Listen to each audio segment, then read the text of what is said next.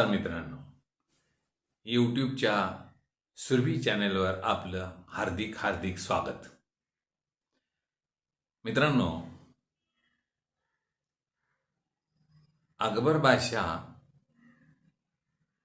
नदीच्या किनारी वाळूवर बसला होता. त्याचे सगळे सरदार, वजीर आणि त्याची नवरत्नही त्या ठिकाणी हजर होती आणि त्यांनी त्यांची परीक्षा घ्यायची ठरवली. त्याने एक काटकी घेतली आणि वाळूत एक रेघ मारली. त्याला आपण आता रेषाखंड म्हणूया. त्याने तिथे एक रेघ मारली आणि त्याने सगळ्यांना प्रश्न केला की या रेघेला हात न लावता, त्या रेघेला धक्का न लावता ही रेघ लहान करायची. सगळे विचार करायला लागले, अरे रेघेला धक्का न लावता, हात न लावता ही रेघ लहान कशी होणार? कुणालाच त्याचं उत्तर सांगता येईना. आणि मग राजाने बिरबलाला विचारलं, बिरबला तुला येईल का उत्तर? मला त्यात काय अवघड आहे? ते म्हणले, कसं काय सांग बरं. त्याने ती काटकी घेतली आणि त्या रेघेच्या शेजारी त्याच्यापेक्षा लांब रेघ काढली. बादशाह खुश झाला. म्हणजे त्या रेघेला हात न लावता त्याच्या शेजारी त्याच्यापेक्षा लांब रेघ काढल्यानंतर ती रेघ लहान झाली.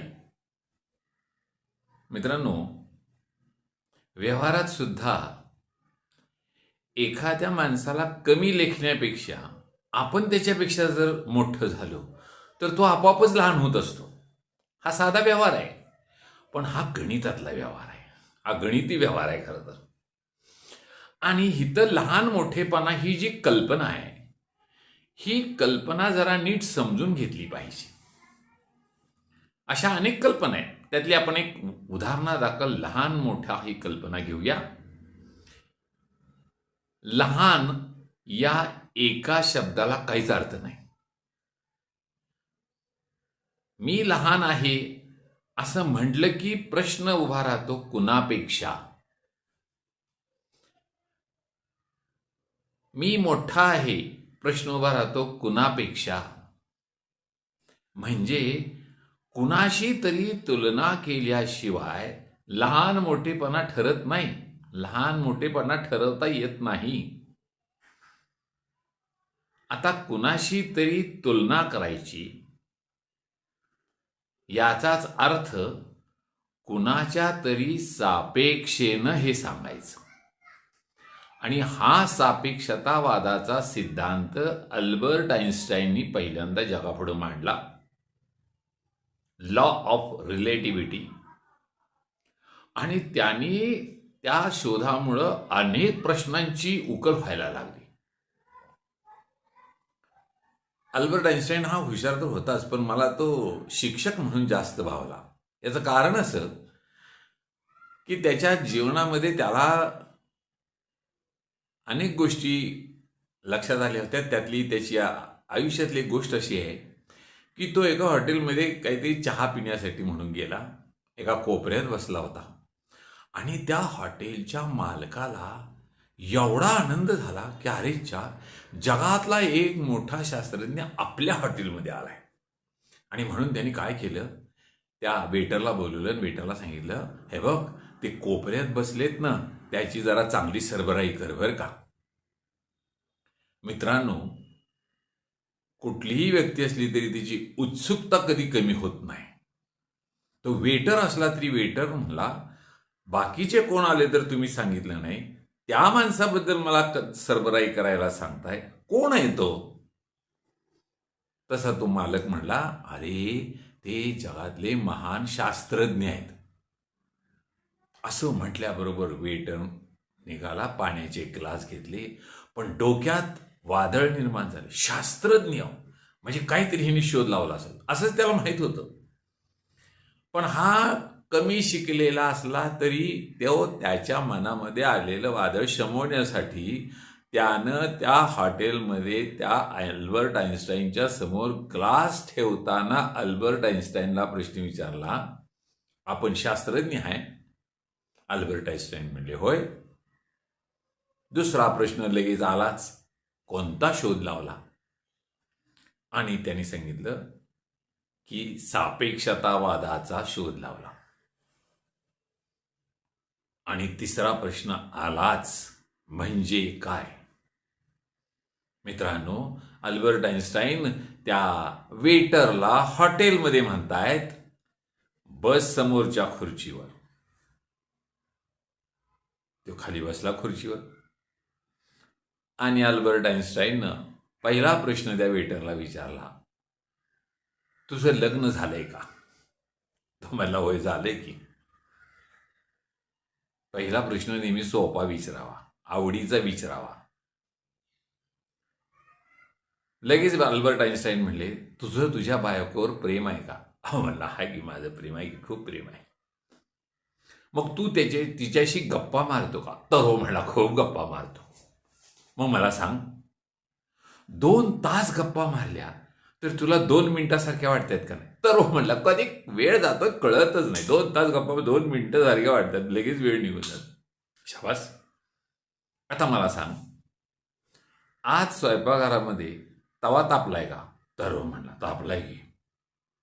समजा त्या तव्यावर तुला 2 मिनिटं बसवलं, त्यानं तोंड कसं तरी केलं, तर ती तुला 2 तासासारखी वाटतील का नाही? तर हो म्हणला, कधी एकदा उघड असा उठून जाईल असं वाटेल, कारण ती तवा तापलेला आहे ना.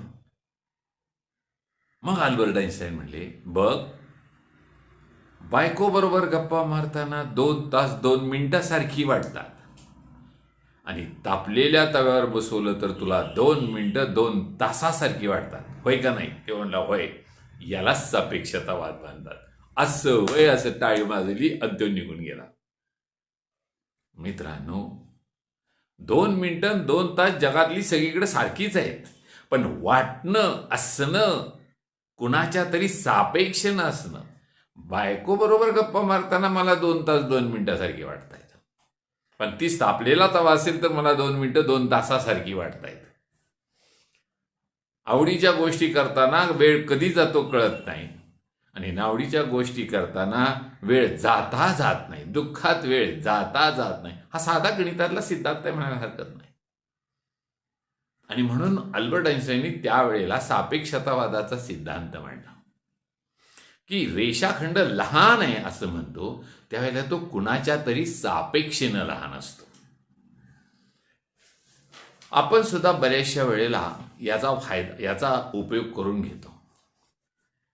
मुलगी बघायला गेलं की कशी होती मुलगी, तर आपण काय करतो, ती आपल्या त्या काकांची जी मुलगी आहे का नाही, त्या मुलीपेक्षा जरा उजळ आहे. आता ह्या ठिकाणी काकांची मुलीचा रंग कसा आहे हे माहीत आहे, त्याच्यापेक्षा उजळ आहे, म्हणजे आपल्याला कल्पना येते. हा सापेक्षतावादाचा सगळ्यात महत्वाचा भाग आहे. म्हणजे जे माहीत आहे त्याच्याशी तुलना केली की जे माहीत नाही त्याच्याबद्दल माहिती होते, आणि हा सापेक्षतावादाचा फार महत्वाचा भाग आहे. त्याच्यामुळे आपल्याला चांगली माहिती कळते. आता इथं मी 3 वर्तुळ वरती काढलीत. हे पहिलं, हे दुसरं, हे तिसरं. हे वर्तुळ या वर्तुळापेक्षा लहान आहे, पण हे वर्तुळ त्याच वर्तुळाच्या पेक्षा मोठं आहे. हे कसं शक्य आहे? एकच वर्तुळ लहानही आहे मोठंही आहे, हे कसं काय शक्य आहे? ते शक्य काय? हे वर्तुळ याच्या सापेक्षेनं मोठं आहे, पण याच्या सापेक्षेनं लहान आहे. 3 मजली इमारत आहे. मधल्या मजल्यावर तुम्ही राहताय, वरच्या मजल्यावर एक काय समजा कदम राहतायत, आणि खालच्या मजल्यावर भोसले राहतायत. तर कदम कुठं राहतायत? तुम्ही म्हणणार वरच्या मजल्यावर राहतायत. भोसले कुठं राहतायत? तुम्ही म्हणणार खालच्या मजल्यावर राहतायत.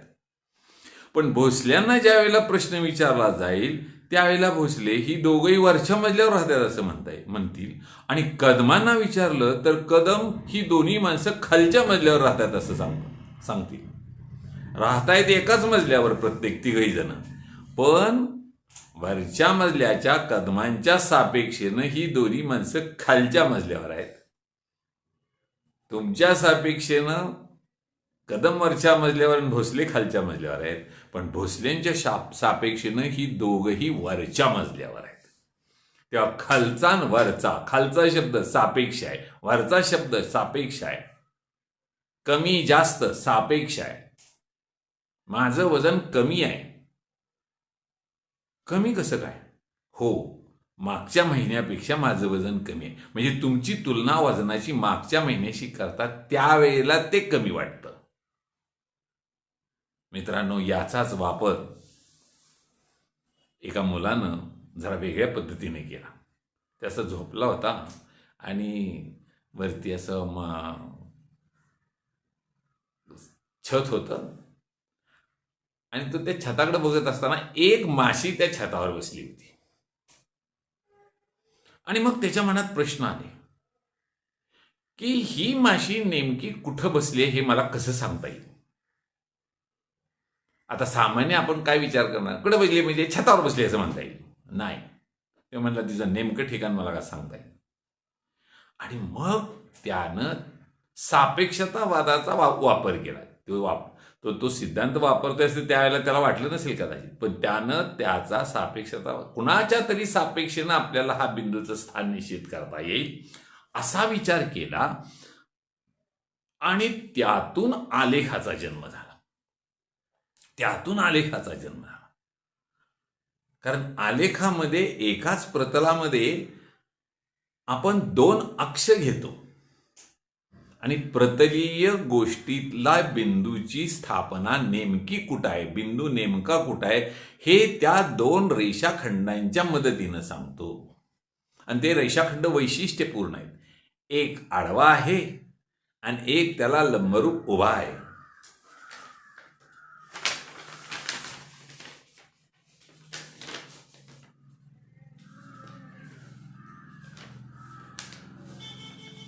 हे बघा. आणि मग ठरवलं की हा आडवा आहे त्याला आपण एक्स अक्ष म्हणूया, हा उभा आहे त्याला आपण वाय अक्ष म्हणूया. जी मुलं हुशार असतात ती म्हणणार, सर त्याला एक्स अक्ष का म्हणायचं? ठीक आहे, तुला कोणतं अक्ष म्हणायचं वाटते? टी अक्ष म्हणायचं वाटते. ठीक आहे, ते टी अक्ष आहे. उभ्या अक्षाला तू काय नवशील? एक वाय क्यू अक्ष म्हणे. ठीक आहे, उभा अक्ष आहे ते क्यू अक्ष आहे असं म्हणता येईल. पण जगामध्ये गणितामध्ये एक वाक्यता असावी याच्यासाठी म्हणून गणितीने असं ठरवलं की आडवा अक्ष आहे त्याला आपण एक्स अक्ष म्हणूया आणि त्याला लंबरूप असणारं दुसरं आहे त्याला वाय अक्ष म्हणूया. आणि ती संकल्पना सगळ्या जगात मान्य केली गेली आणि तशीच आपण ती वापरतो. एखादा मुलगा म्हणला मला ते एक्स अक्ष मान्य नाही, मी त्याला दुसरं नाव देतो, चालतंय. आपण एकाच माणसाला कितीतरी नावं देतो. बाळू तोच, बाळ्या तोच, बाळासाहेब तोच. 3 नाव आहे म्हणजे काही 3 व्यक्ती होत नाहीत. ती संकल्पना महत्वाची आहे, तो माणूस महत्वाचा आहे, हा त्याच्या मागचा उद्देश आहे. आणि म्हणून ह्या आलेखाचा जन्म यातनं झालाय. आणि आपण सुद्धा एखाद्याचा पत्ता सांगताना खरं तर आपण न कळत आलेखाचा वापर करत असतो. की अरे तू कुठं राहतोस? आणि मग आपण सांगतो अरे ती गावातली मुख्य पेठ माहिती आहे का तुला? हो. ते गणपती देऊळ माहिती आहे का? हो. आणि मग डाव्या बाजूला तू 10 पावलं गेलास की पूर्वेकडून जे तोंड करून घर आहे ते माझं आहे. इथं मुख्य पेठ हे एक अक्ष आणि डाव्या बाजूला गेला हे दुसरं अक्ष आणि त्याचा तुम्ही सापेक्षतावादाचा सिद्धांत घेऊन बिंदू माहीत आहे ते स्थिर केले. गणपतीचं मंदिर तिथून डावीकडे जा, तिथून उजवीकडे जा. हे जे आहे हे सापेक्षेनं आपण डावा उजवा सापेक्ष आहे. मला गणितात कमी मार्क पडले, सापेक्ष नाही. 50 मार्क पडले. हो, कमी कशी काय? शेजाऱ्याच्या पोराला 60 मार्क पडले, त्याच्यापेक्षा कमी. पण दुसरा माझा मित्र आहे त्याला 35च मार्क पडलेत, मग त्याच्यापेक्षा मला जास्त मार्क आहे. हे कमी जास्त, आखूड लांब, हे सगळे शब्द, वर खाली, हे सगळे शब्द सापेक्ष आहेत आणि म्हणून त्याचा वापर करताना खूप काळजी घेण्याची गरज आहे. खूप काळजी घेण्याची गरज आहे. अल्बर्ट आइन्स्टाईननं हा सापेक्षतावादाचा सिद्धांत मांडला आणि त्यांनी अनेक प्रश्नांची उकल केली, अनेकांच्या डोक्यात वादळ निर्माण केलं आणि तो गेल्या शतकातला महान शास्त्रज्ञ ठरला. ह्याला हे कारण आहे की हा सापेक्षतावादाचा सिद्धांत नीट समजून घेतला पाहिजे, नीट समजून घेतला पाहिजे. मला पगार फार कमी मिळतो, हो, पण तो कुणाच्या सापेक्षेनं कमी मिळतो हे जरा विचार करा ना थोडंसं. मला पगार जास्त मिळतो, अरे पण कुणाच्या सापेक्षेनं जास्त मिळतो? तसं आपण ज्या वेळेला एखादी माहिती देतो त्यावेळेला ती माहिती देताना माहीत असलेल्या कुणाशी तरी तुलना केली असता आपल्याला माहिती बरोबर देणं जास्तीत जास्त बरोबर देता येते. आणि व्यवहारामध्ये हे नेहमी असं घडत असतं. व्यवहारामध्ये याचा फायदा अडाणी माणसं खूप चांगल्या पद्धतीने घेत असतात. अडाणी माणसं खूप चांगल्या पद्धतीने घेत असतात आणि ती आपली माहिती बरोबर दुसऱ्याला सांगत असतात. ते याच भाषेत सांगत असतात. मित्रांनो, हा सापेक्षतावादाचा भाग आहे.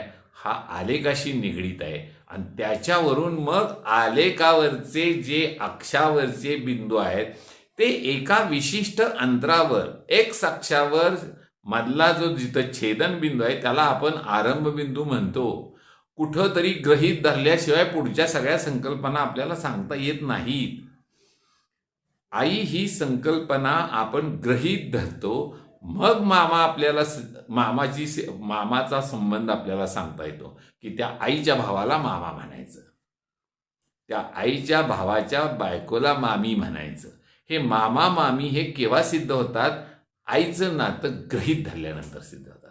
तसं एक्स अक्ष हे आडवाक्ष, वाय अक्ष हे उभं, वाय अक्ष ते छेदले ते आरंभ बिंदू आणि मग एक्स अक्षाच्या एका बाजूला धनबिंदू, एका बाजूला ऋणबिंदू आणि वाय अक्षाच्या एका बाजूला धनबिंदू, दुसऱ्या बाजूला ऋणबिंदू. आता इथं सुद्धा मी शब्द वापरताना जरा विचारपूर्वक वापरलेत. आणि मग काही संकेत ठरले की बाबा काही नाही, डाव्या बाजूला धनबिंदू माना, उजव्या बाजूला ऋण माना, कारण त्या डाव्या बिंदूच्या बरोबर विरुद्ध बाजूला आहेत आणि विरुद्ध संकल्पना सांगण्यासाठी म्हणून धन आणि ऋण चिन्हाचा वापर केला जातो. म्हणून या संख्यांना चिन्हांकित संख्या असं म्हणतात. चिन्हासकट चिन्ह असणारी संख्या. ऋण 3 कुठं आहे? धन 3च्या बरोबर आरंभ बिंदूपासून उलट्या बाजूला आहे. इथं ऋण म्हणजे कमी असा अर्थ नाही, ही चिन्हांकित संख्या आहे. धननं जी संकल्पना स्पष्ट होते त्याच्या विरुद्ध संकल्पना ऋण सिद्ध होते.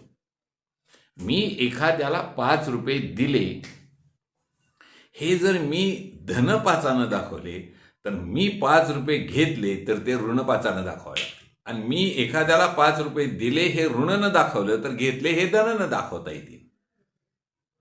आणि मग संकेत ठरले की दिले तर धन, घेतले तर, अशा पद्धतीनं संकल्पना नीट स्पष्ट करायला पाहिजेत. आणि ते विद्यार्थ्यांना मोठ्या मनोरंजक पद्धतीनं सांगितलं तर मग आलेखाचे प्रश्न सोडवायला मुलांना त्रास पडत नाही. ही आलेखाची रचना त्या मुलाला जी सुचली ती यातनं सुचली की तो एक्स अक्षापासून ती माशी वरच्या दिशेला म्हणजेच वाय अक्षाच्या धन दिशेला 3 अंतरावर आहे म्हटलं तर 3 अंतरावर, एक्स अक्षापासून 3 अंतरावर त्या प्रतलात असंख्य बिंदू असतील. पण वाय अक्षापासून ती धन 2 अंतरावर आहे असं जर म्हटलं तर मग मात्र एक आणि एकच बिंदू निश्चित होतो. म्हणून आलेखामध्ये एखाद्या बिंदूचे स्थान निश्चित करण्यासाठी, त्याला निर्देशक असं म्हणतात, हे स्थान निश्चित करण्यासाठी त्याला 2 निर्देशक सांगावे लागतात, एक्स अक्षावरचा आणि वाय अक्षावरचा. इथंही आपण एक संकल्पना गृहीत धरलेली आहे की या ठिकाणी एखाद्या बिंदूचे निर्देशक सांगताना पहिल्यांदा x अक्षाचा सांगायचा, नंतर y अक्षाचा सांगायचा. दोघांच्या मध्ये स्वल्प विराम द्यायचा. इथं x अक्षाचा असं म्हणायचं नाही, पहिला x अक्षाचाच आणि दुसरा y अक्षाचाच, असं आपण मांडलेलं आहे, गृहीत धरलेलं आहे. आणि हा बिंदूचा निर्देशक आहे हे समजावं म्हणून त्याला आपण कंस टाकतो. हे स्पष्ट मुलांना जर झालं की कंस का टाकायचा, पहिल्यांदा x अक्ष नंतर y अक्षच का लिहायचं, हे संकेत आहे. आपलं नाव सांगताना मी समजा माझं नाव सांगितलं रवींद्र महादेव येवले, तर तुम्ही लगेच माझं भविष्य सांगाल. काय? त्यांचं नाव रवींद्र आहे, त्यांच्या वडिलांचं नाव महादेव आहे, त्यांचं आडनाव येवले आहे. असं मी काय सांगितलं का? नाही सांगितलं. पण संकेत ठरलेला आहे, पहिल्यांदा स्वतःचं नाव, नंतर वडिलांचं नाव, नंतर आडनाव. हे ठरलेलं आहे म्हणून तसंच नाव सांगावं लागतं. जर इकडं तिकडं झालं तर मुलाचा बाप, बापाचा मुलगा वगैरे काहीतरी होण्याची शक्यता आहे. आणि हे होऊ नये म्हणून हे संकेत महत्त्वाचे आहेत. मित्रांनो, किती गणितात मनोरंजन भाग आहे, किती मनोरंजक भाग आहे. आलेख हा तर भाग खूप चांगला आहे. आणि मग आलेखावरचे प्रश्न वगैरे, मग आलेखात खूप मोठ्या प्रमाणात विकास झाला. आलेखाचे निर्णय प्रकार निर्माण झाले आणि माहितीची देवाणघेवाण प्रचंड प्रमाणात व्हायला लागली की जी माहिती अडाणी माणसाला सुद्धा चित्ररूपानं झटकन कळते, ही आलेखाच्या रूपानं कळते. म्हणून आलेख हा भाग फार महत्त्वाचा आहे. त्याचा सापेक्षताशी खूप चांगला संबंध आहे असं म्हटलं तर फारसं होणार नाही. मित्रांनो, विचार करा. आणि याच ठिकाणी मी थांबतो. धन्यवाद. जय गुरुदेव.